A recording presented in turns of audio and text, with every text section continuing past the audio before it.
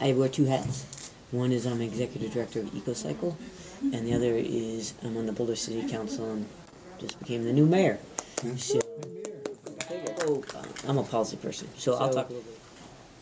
Climate, energy, sustainability has been a big part of Boulder's history. You probably know that. In terms of energy, we signed on to the Kyoto Protocol back in 2002, and we were one of the first, we were the first city to pass a climate action tax based on our own energy use back in 2006.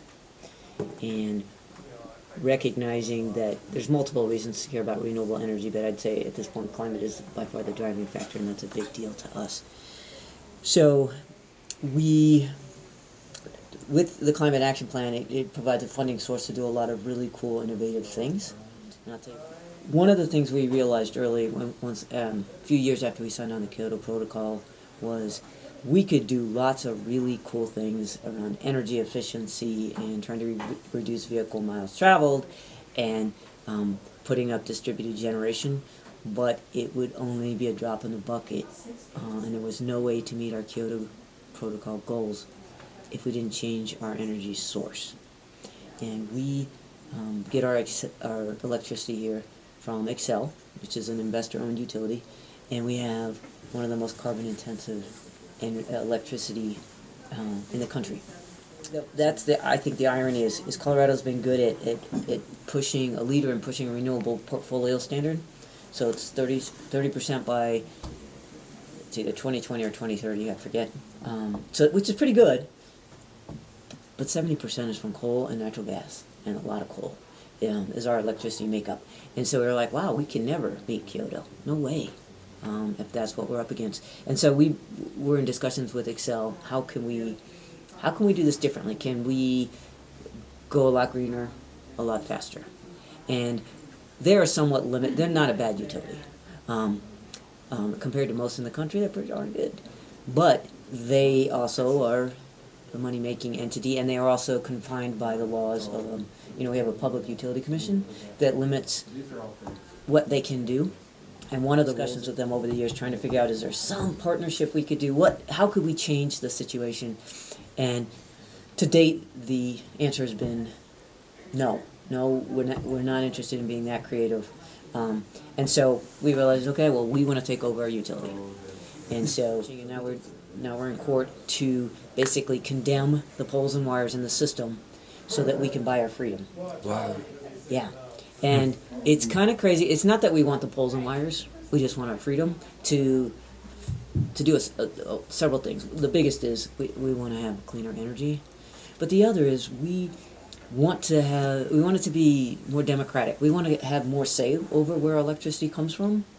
And we're a clean energy and tech hub. Right, we have all these businesses that are innovating, trying new things, and we can't, everything from nanogrids to microgrids to all kinds of things that you probably know more about than I do, that are cutting edge but aren't allowed under existing law or under our existing system.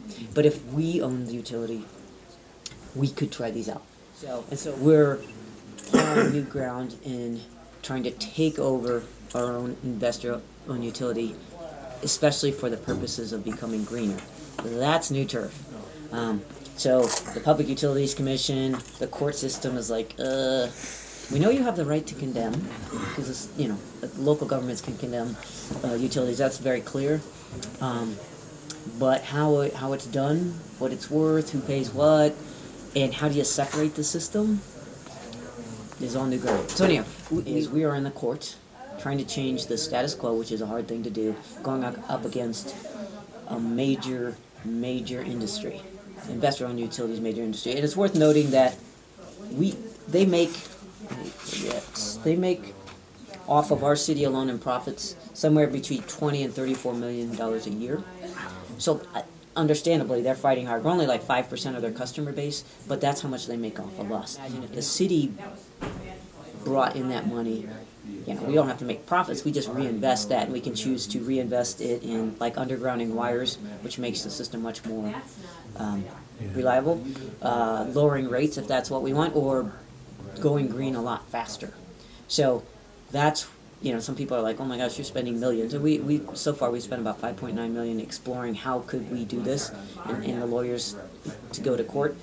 But it's to acquire a very valuable entity, which will then allow us to meet all of our goals. And within the year, we should know whether we have a green light or a yellow light, or maybe they could make our life very difficult. Or the city also at the same time put on a measure that said, just to reassure everybody, we will not spend more than $214 million to buy the system, just so that there was a cap on how much.